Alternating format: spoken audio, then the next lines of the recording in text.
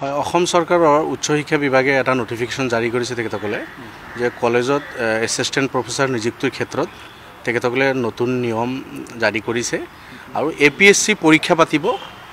Net slate PhD থকা শিক্ষাৰ্থী যিসকল আছে কলেজৰ এছিষ্টেণ্ট প্ৰফেচাৰৰ কাৰণে এপ্লাই কৰে সেইসকলে আকৌ সুকীয়াকৈ অসমে APSC পৰীক্ষা পাতিব আৰু তাত কোৱালিফাইড হ'লেহে তেখেতসকলে চাকৰি পাব।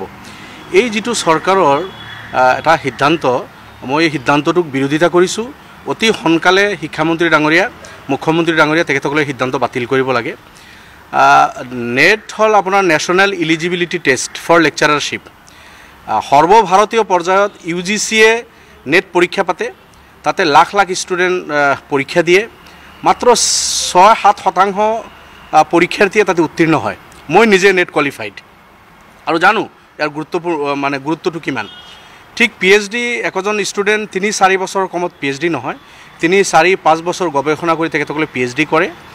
তো নেট স্লেট পোৱাৰ পিছত PhD থকাৰ পিছত APSC পৰীক্ষা পতাৰ কোনো যুক্তি নাই, কিয়নো অসমৰ APSC আমি দেখিছোঁ। এই ৰাকেশ পালৰ APSC বা এনেকুৱা ধৰণৰ যি APSC বেকডোৰেদি চাকৰি দিয়া, ৰাতাৰাতিৰ ভিতৰত কুৱেশ্যন পেপাৰ ছাপ্লাই দিয়া, পৰীক্ষা ব্লেংক পেপাৰত দি আকৌ সেইসকলৰ নাম্বাৰ বঢ়াই দি চাকৰি দিয়া, আপোনাৰ জেনুইন শিক্ষাৰ্থীক বঞ্চিত কৰি পইচা লৈ বেকডোৰেদি অনুপযুক্ত কিছুমানক নিযুক্তি বিগত দিন যি দি আহিছে তাৰ কেছবিলাক গুৱাহাটী হাইকোৰ্টতো চলি আছে। বহুতজন গ্ৰেপ্তাৰো হ'ল, বহুত গ্ৰেপ্তাৰ হ'ব বাকী আছে। এতিয়াও যদি সঠিকভাৱে ইনভেষ্টিগেশ্যন হয় আৰু বহুত ধৰা পৰিব এই কাণ্ডবিলাক। কিন্তু গতিকে এই APSCৰ দ্বাৰা পৰীক্ষা পতাৰ কোনো যুক্তি নাই। মই ভাবোঁ নেট কোৱালিফাইড কৰা ষ্টুডেণ্ট, PhD কৰা ষ্টুডেণ্ট সেইসকলক অপমান কৰাহে হ'ব।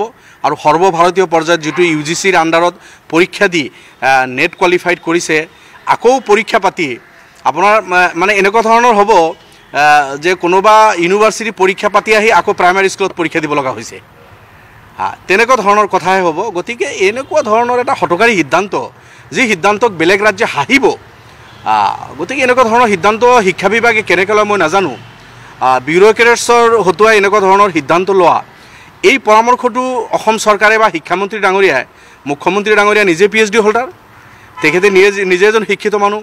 শিক্ষামন্ত্ৰী ডাঙৰীয়া নিজে এজন ফিজিচিয়ান হয়, ডক্টৰ হয়, শিক্ষিত মানুহ। গতিকে তেখেতসকলে কিয় এনেকুৱা ধৰণৰ হঠকাৰী সিদ্ধান্ত ল'লে মই আচৰিত হৈছোঁ। তেখেতসকলে এই সিদ্ধান্ত লোৱাৰ আগত গুৱাহাটী বিশ্ববিদ্যালয়ৰ VCৰ লগত বা কটন বিশ্ববিদ্যালয়ৰ VC আছে, অসম ইউনিভাৰ্চিটি আছে, তেজপুৰ ইউনিভাৰ্চিটি আছে। এই বিশ্ববিদ্যালয়বিলাকত বহুত মানে যিসকল প্ৰফেচাৰ আছে, ছিনিয়ৰ প্ৰফেচাৰ আছে, শিক্ষাবিদ আছে, সেইসকলৰ লগত কমচে কম অলপ পৰামৰ্শ যদি কৰিলেহেঁতেন মই ভাবোঁ এনেকুৱা ধৰণৰ ভুল সিদ্ধান্ত হয়তো নহ'লহেঁতেন। মই নিজে আচৰিত হৈছোঁ। ময়ো নিজে শিক্ষা বিভাগৰ লগত জড়িত থকা এজন ব্যক্তি। মই নিজে নেট কোৱালিফাইড কৰিছোঁ, মই নিজে গুৱাহাটী বিশ্ববিদ্যালয়ৰ পৰা PhD কৰিছোঁ, গুৱাহাটী বিশ্ববিদ্যালয়ত কিছুদিন পঢ়োৱাৰ সুযোগো মোৰ হৈছিল। গতিকে তেনেস্থলত এনেকুৱা এটা অৰ্ডাৰ ওলাই অহাৰ পিছত মই দুদিন নাছিলোঁ। মই আচৰিত হৈছোঁ যে কেনেকৈ শিক্ষা বিভাগে এই সিদ্ধান্তটো জাৰি কৰিলে। যোৱাকালি মই এজনী শিক্ষাৰ্থীৰ কথা শুনিছোঁ, তাই গৱেষণা কৰি আছে আৰু এসপ্তাহ পিছত হয়তো জাপানত যাব পেপাৰ প্ৰেজেণ্টেশ্যনৰ কাৰণে। তাই মানে আৱেগিকভাৱে কৈছে যে জাপানে মোক ইনভাইট কৰিছে, মই অসমৰ ছোৱালী, অসমৰ বিশ্ববিদ্যালয়ৰ মই গৱেষণা কৰি আছোঁ, মই জাপানত গৈ পেপাৰ প্ৰেজেণ্টেশ্যন কৰাৰ সুযোগ পাইছোঁ আৰু মোৰ PhDৰ ওপৰত প্ৰশ্ন আনি, মোৰ নেটৰ ওপৰত প্ৰশ্ন আনি আকৌ APSC পৰীক্ষা পাতিব। মই যদি কলেজত চাকৰি কৰিব লগা হয় তেতিয়াহ'লে মই APSCৰ এই পৰীক্ষাত পাছ কৰিহে কলেজত যাব পাৰিম। ইয়াৰ দ্বাৰা কি হ'ব, বেকডোৰেদি 2 নম্বৰী কৰি অনুপযুক্তবিলাকক আপোনাৰ এনেকুৱা দি, যিখিনি আমাৰ মেৰিটৰিয়াছ আছে, স্বাভিমান ছাত্ৰ ছাত্ৰী আছে, তেখেতসকলে হয়তো খঙত এই পৰীক্ষাত পাৰ্টিচিপেট নকৰিব, বেলেগ ৰাজ্যত তেখেতসকল গুচি যাব। ৰাজ্যখনৰ আমাৰ শিক্ষা বিভাগটো আৰু মানে আপোনাৰ বিপদৰ ফালে গতি কৰিব। গতিকে মই ভাবোঁ এই কথাটো বহুত সূক্ষ্মভাৱে চিন্তা কৰাৰ প্ৰয়োজন আছিল। তেনেকৈ নকৰি এটা হঠকাৰী সিদ্ধান্ত লৈছে। অনতি বিলম্বে শিক্ষামন্ত্ৰী ডাঙৰীয়া এই সিদ্ধান্ত বাতিল কৰক, উদ্ৰ কৰক আৰু যি ছাত্ৰ ছাত্ৰী নেট স্লেট PhD কৰি তেখেতসকলে কলেজত চাকৰি কৰিম বুলি ভাবি আছে, নিশ্চিতভাৱে তেখেতসকলে এই সিদ্ধান্তটোত মোটেও সন্তুষ্ট নহয় আৰু তেখেতসকলে বিচাৰিছে এইটো বাতিল কৰিব লাগে।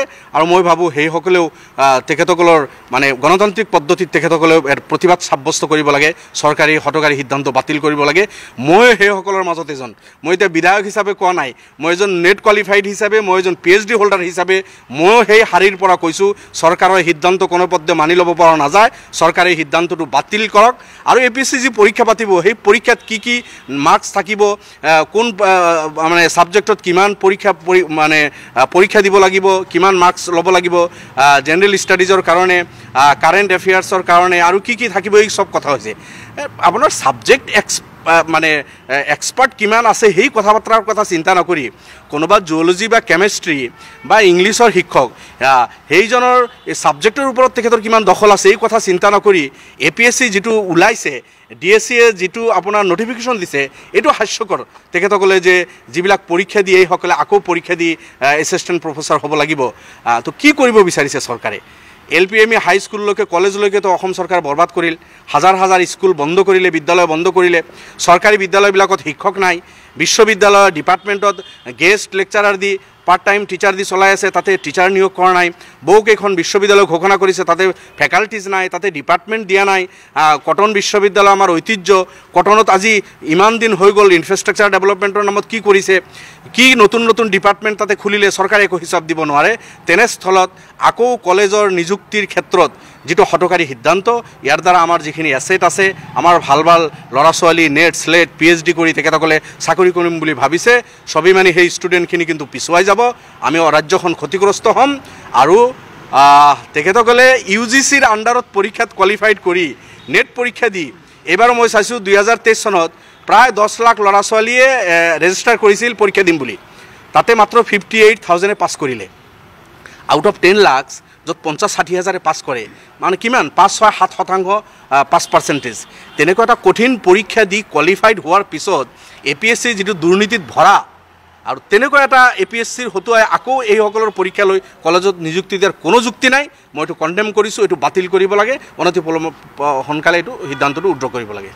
এইটো যোৱাকালিৰ পৰা মই আপোনাৰ মিডিয়াৰ যোগেদি দেখিছোঁ যে অনলাইন ট্ৰেডিং যিটো কেলেংকাৰী আছিল কিমান হাজাৰ কোটি টকাৰ কেলেংকাৰী আৰু কিমান মানুহ ইয়াতে ইনভেষ্ট কৰিলে সেইসকলৰ পইচা ডুবি গ'ল আৰু এই কেছটো CBIকো দিলে অৱশেষত কিন্তু সঠিকভাৱে ইনভেষ্টিগেশ্যন নোহোৱাৰ কাৰণে এই কেইদিনতে 22,000 কোটি টকাৰ কেলেংকাৰী এতিয়া 2 মাহ নহওঁতে এইসকলে জামিন পাবলৈ ধৰিছে এইটো দুৰ্ভাগ্যজনক কথা মই ভাবোঁ সিদ্ধান্ত সঠিকভাৱে যোৱা নাই এইটোত কিন্তু এটা সন্দেহ হৈ আছে যে ইনভেষ্টিগেশ্যন কৰা মানুহখিনিও এই কেলেংকাৰীৰ লগত জড়িত নেকি ইনভেষ্টিগেশ্যন কৰে বিভিন্ন এজেন্সিয়ে কৰিব আপোনাৰ ইয়াতে ইনকাম টেক্সৰ মানুহ আছে EDৰ মানুহ আছে CBI আছে আমাৰ অসম ষ্টেট লেভেলৰ পুলিচ আছে আপোনাৰ CID আছে এইসকলে ভাগে যিসকল ইনভেষ্টিগেশ্যন এজেন্সি এইসকল ক'ৰবাত ইয়াতে জড়িত আছে নেকি এনেকুৱা ধৰণৰ প্ৰশ্ন কিন্তু মানুহৰ হ'ব বা চৰকাৰৰ কোনোবা মানুহ জড়িত আছে নেকি চৰকাৰৰ কিয় সদিচ্ছা নাই মুখ্যমন্ত্ৰী ডাঙৰীয়া নিজে হোম মিনিষ্টাৰ তেখেতৰ নিজৰ হোম ডিপাৰ্টমেণ্ট কিয় তেখেতে এলাৰ্ট কৰা নাই কিয় সময়মতে চাৰ্জশ্বিট দিব নোৱাৰে